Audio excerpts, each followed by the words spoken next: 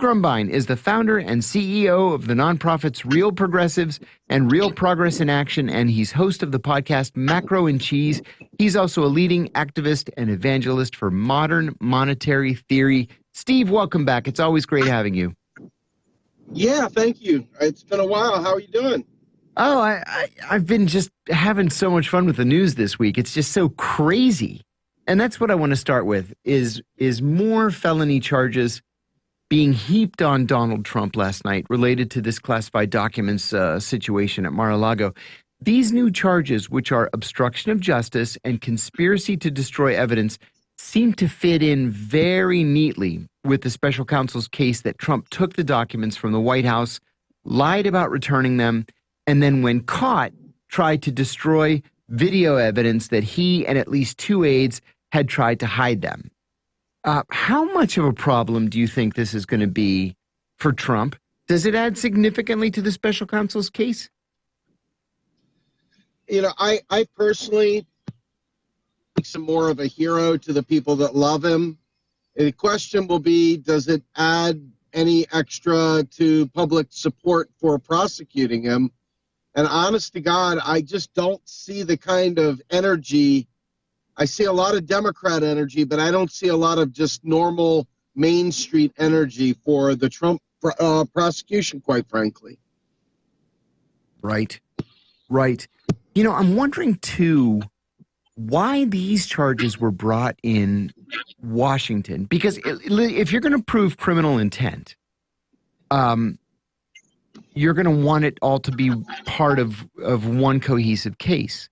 So why charge Trump with espionage in Miami and then charge him with conspiracy and obstruction of justice, which are the supporting factors in the espionage charges in Washington? I don't understand this at all.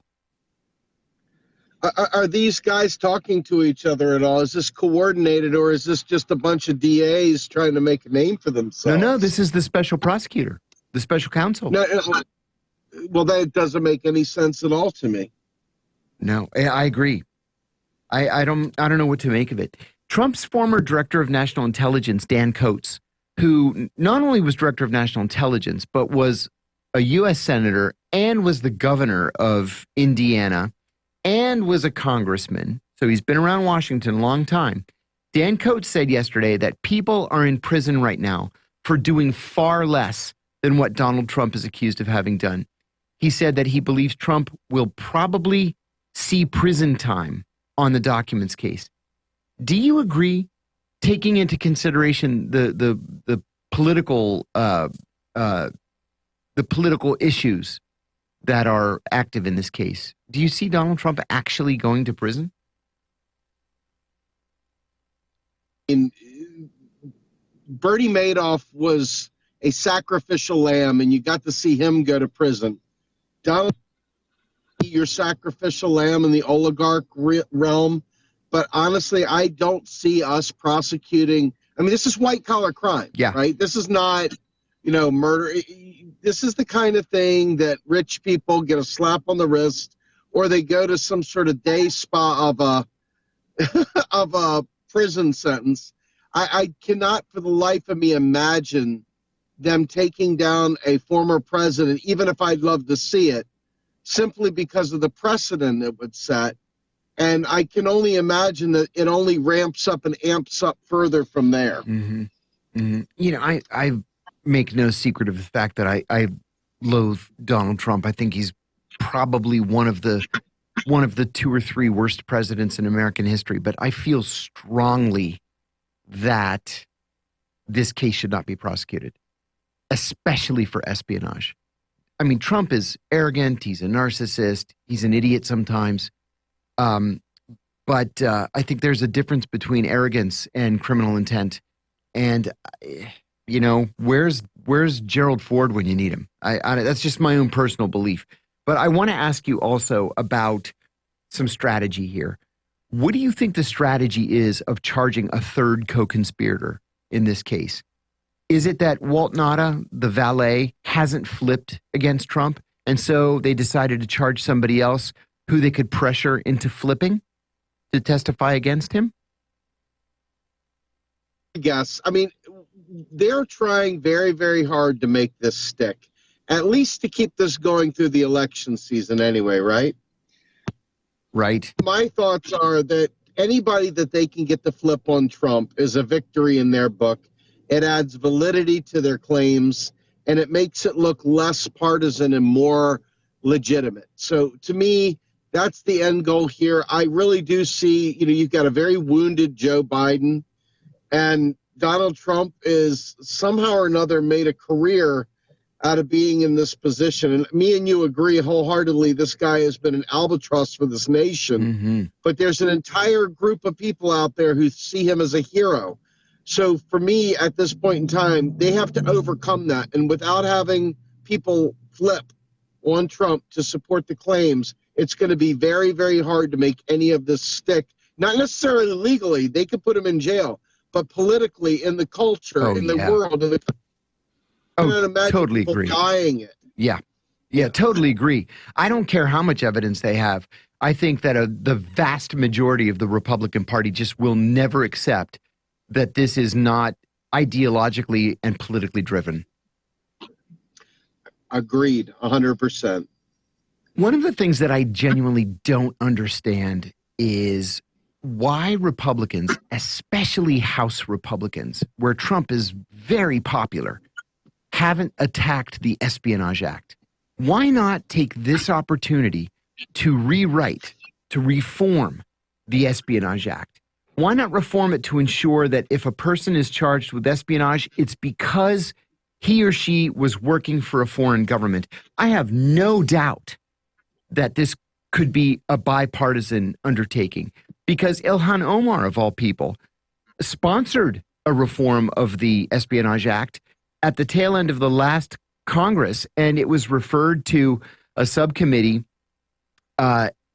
of the Judiciary Committee and just died a quiet death. Why not take this on as their cause? It would save Donald Trump. I think, honestly, I'm going to take a moment here to think that the Republicans actually, some of them, enough of them, want to see Donald Trump go away. Yeah, I thought of that. And the opportunity to allow him to flounce without them lifting a finger while seemingly keeping their Trump credentials allows them plausible deniability that they had any hand in him going to prison or not getting reelected.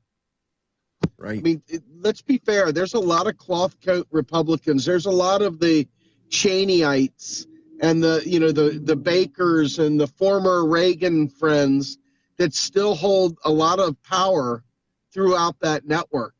And none of them are particularly fond of Trump. Yeah. Just as an aside, I was talking to my best friend last night. He spent 32 years as a judge in New York City. And he worked with another judge who, before she became a judge, was a New York City building inspector.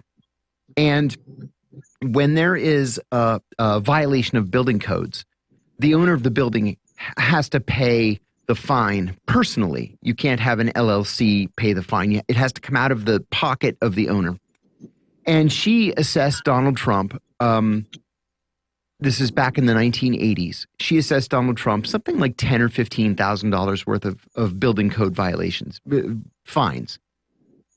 And she went to Trump's office to issue the assessment. And she said Trump was furious. And one of the things about Trump, even back in the 80s, was that he would get so down into the minutia, into the details, that it's like, how can you be successful when you're so preoccupied with these details? So he didn't want to pay the fine. And she said, you have to pay the fine. And he said, you realize you're taking food out of my children's mouths. And she said, you're a billionaire. What do you mean I'm taking food out of your children's mouths? She says, pay your fines. And she left the assessment in the office and walked out. And he eventually paid the fine. But, the guy's just of a different mindset than anybody else we've encountered. Yeah, I can honestly say that I have never seen anything remotely like Donald Trump. Forget all the fascist stuff, if you can. It's hard, but if you can. and just focus purely on the hubris, it's shocking. It's amazing. It's a sight to behold. It's pure insanity. But wow, what a craziness. I mean, yeah, disconnected from reality through and through. Hey, switching to the economy, the GDP numbers released yesterday were strong, even stronger than most economists had predicted. Inflation continues to fall. Unemployment continues to be low. Have we achieved the so-called soft landing? Absolutely not. Here's the thing. Most of the people that I talk to would say, hey, look, no recession coming. Great, right? Right. The thing is that you have to look at why things are on life support and actually beyond the realm of recession. And that is because of the interest rate hikes. Yes. Most people think this is just to kill inflation. But what those interest rate hikes do is they provide a basic income for the rich, the people that own bonds, the people that own, different, debt instruments. Mm-hmm. They're making money hand over fist. The average rank and file person doesn't own anything like that. Right. Okay. And so as a result of that, P represents all transactions. It's non-discriminating. It's indiscriminate in every way. It's just all activity. So if you look, the activity is going on in the fire sector, way up above our heads. And that's finance, insurance, and real estate. And if you think about it, the regular people, the reason why people are fully employed is because many people are jobs, crap jobs, 2 jobs, just to make ends meet, and they're still struggling. However, the false positive is this massive amount of money being pumped through the interest income channel. As a result of that, it gives this false positive that everything's great. You can hear him crowing about this on CNN, crowing about it on MSNBC. Why are people complaining? My goodness, it's the greatest. It's wonderful, but it's only wonderful for those at the top, because in about 10 minutes, the student loan debacle is about to crush most of society. 1.7 trillion, I think it's over $2 trillion now in student debt that is going to start being forced down people's throats, and the repayment plans are absolutely horrific. If you think about the way the student debt program works, the payments go through a servicer. That servicer takes a certain percentage out. Right. The rest of it goes back to government. Well, guess what? The friggin' schools have already been paid. They're not getting paid. The only people that wouldn't be getting paid are the servicers. The government doesn't need that money. They just delete that money. It's like a tax to them. But for the servicer, so you're going to strap the economy. The Fed just raised interest rates one more time again yesterday. Right. I expect they'll probably raise them again. So with that in mind, with the coming student debt, we're about to see some really, really devastating times. These false positives, I feel, are really bad because Main Street doesn't realize it's out there on the beach, not realizing the reason they're seeing conch shells is because there's a tsunami coming. Right. The water's pulled back. They have no idea. And in reality, these false positives, because of this indiscriminate GDP number, and because so many people are forced to work a bunch of garbage jobs, a bunch of little half-baked jobs that people should be grateful for, right? Really grateful for. But no, that there are no commensurate positions open for. People are working garbage work because they have to do it. They have no choice but to do it. So do I believe this is a soft landing? I believe it's a on paper soft landing, but in reality, if you were to separate the fire sector from Main Street, you would have a very, very, very different story to tell. So no, I don't think that they've engineered a soft landing for anyone but the rich. I agree with you. You know, there's a human cost. We've said this before. There's a human cost to these raises in interest rates, these rises in interest rates, I should say. The whole point is to get people to stop spending money. And you get people to stop spending money by taking away their jobs so they can't spend money. And so what happens, like one of my closest friends from high school yesterday, who had been the IT director at a major Fortune 1000 company, the company that everybody would recognize if I said the name. He was thrown out of his job yesterday. He's been there 20 years. He's 59 years old. And he said that they laid off hundreds and hundreds of people yesterday. Where does a 59-year-old man find a job? When he's interviewing and the company says, are you going to retire in 3 years? Are you going to retire in 5 years, 6 years? Why should we hire you when we can hire this 30-year-old who's going to do it for half the money and he's going to be around for an entire career? But that's the cost of raising interest rates like this. People lose their jobs. And then we say, oh, inflation came down. Or you don't need a pension. Yeah, you don't need a pension. You should have been saving in an IRA. That's why we started they all told IRAs. you to get that Roth IRA. Right. It's a disaster. Now, the solvency, interestingly enough, the solvency of many of these pension funds has gone up. That is one of the few benefits that does benefit many Main Streeters. Because of the interest rate hikes, many of those pension funds are invested in bonds and other such things that, with the interest rates going up, have increased the value, increased the payoff. So this is one of the few moments where that rise in interest rates actually does help Main Street. Interesting. Most people probably don't even think about that, but that truly is one of the very few yay moments there, if you will, for the interest rate hikes. Amen. Mitch McConnell's announcement this morning that he would serve out his term as Republican leader was not a huge surprise. The truth is that he intends to serve out his term, although he may not be able to. He's fallen 4 times this year. He hit his head. He broke his ribs. Something happened Wednesday afternoon where he just went into a trance. Which, I realized we couldn't really play the audio of it because we would get fined. It's just because it's dead air. Dead air. What do you think this means in the greater scheme of things in the Senate? McConnell's the longest serving party leader in American history. Does it matter if he serves out his term or if he doesn't serve out his term or somebody takes over? Does any of that matter? Well, I mean, he's very, very large and in charge. I mean, even incapacitated, just his sheer presence, has been an incredible blight on U.S. history. But he has been there. He is a very, very powerful person. I imagine that in and of itself carries some weight. Yeah. But does it really change things any if someone else takes over? I don't think so. I mean, a younger person, somebody who's more energetic and more, put together, maybe they're more aggressive. I don't know. But Mitch McConnell has been an extraordinarily aggressive senator over the course of his career. Oh, yes.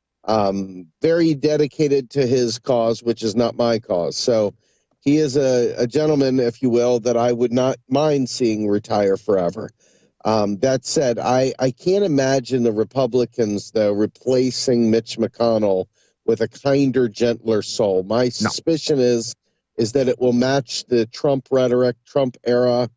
I imagine it'll be one of the standard bearers from that side of the game. I think the days of the cloth coat Republican, even though I know they still exist, I think that's over. I think you're dealing with a party that, because of the Democrat shift to the right, they had to shift right too. Yeah.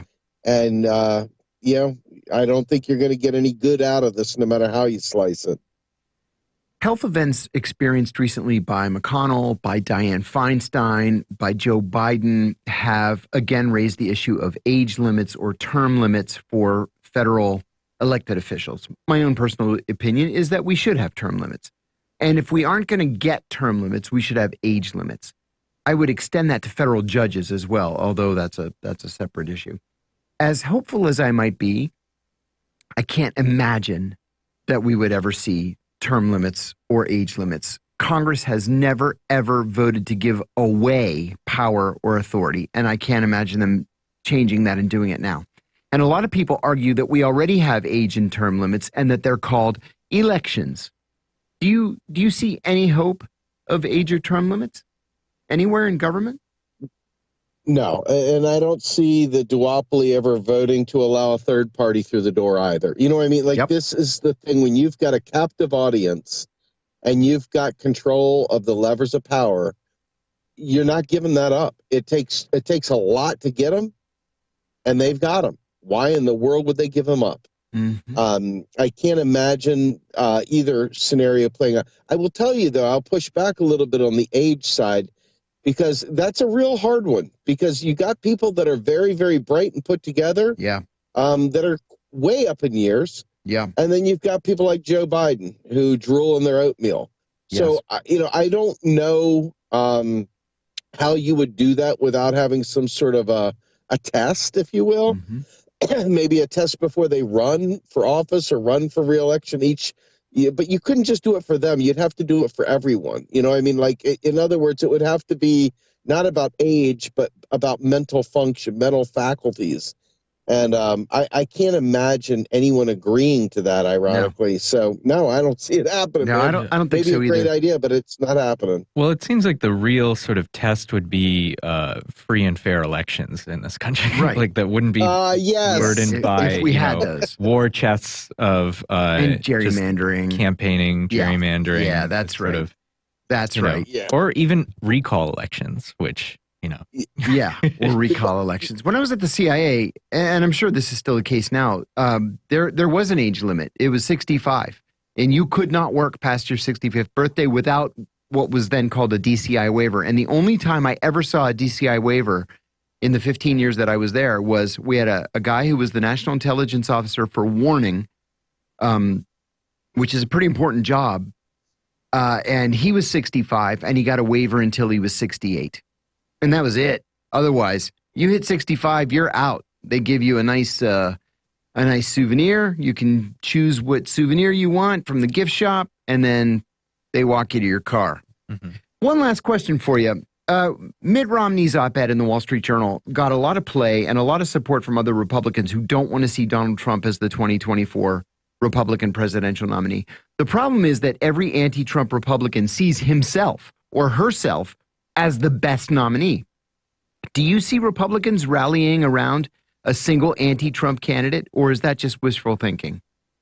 It's absolutely wishful thinking. Yeah. I mean, Mitt Romney's already done the dance down the aisle and was unsuccessful. And I mean, I guess you could look at the Biden track record and say, well, hey, eventually the oligarchs get their turn. But Mitt Romney had run so many times, he'd become a serial candidate. I think to myself that the Republican Party understands that it needs somebody that can pull them in. And sadly, Donald Trump has got that it factor. Yeah. I mean, if he survives these, the investigations and the prosecutions and indictments and so forth, he's going to be stronger than ever. I mean, the man survived 2 impeachments, if you think about it. Mm-hmm. So kind of hard to imagine the Republicans rallying around someone unless they find, and I don't know who it would be, they'd have to find someone incredibly charismatic that speaks all the talking points. And even that, I mean, look at how badly DeSantis is right now. I mean, they don't have anything. They have zero right now in the background. And anybody that would run would, I mean, they'd look like Biden. They have no differentiator other than Trump. Mm-hmm. So to me, the way Republican, I still see people having their Trump signs from the last election up. They never took them down. They're all over Pennsylvania. Not even joking. It is still filled with, and now you're seeing Trump 24 stuff coming up. So I imagine places where Trump is popular, he's going to remain popular, and it's going to be hard to unwedge that or unlock that, dislodge that with a bunch of random Republicans. Republicans aren't that interesting. I mean, they're pro-business guys. They have a bunch of talking points that have been around forever. Trump change that formula. Yeah. I'm not sure they can go backwards. I think that's right. Steve Grumbine, thanks for joining us. Steve Grumbine is the founder and the CEO of the nonprofits Real Progressives and Real Progress in Action, and host of the podcast Macro and Cheese. He's also a leading activist and evangelist for modern monetary theory. You're listening to Political Misfits on Radio Sputnik. We'll take one more short break and come right back.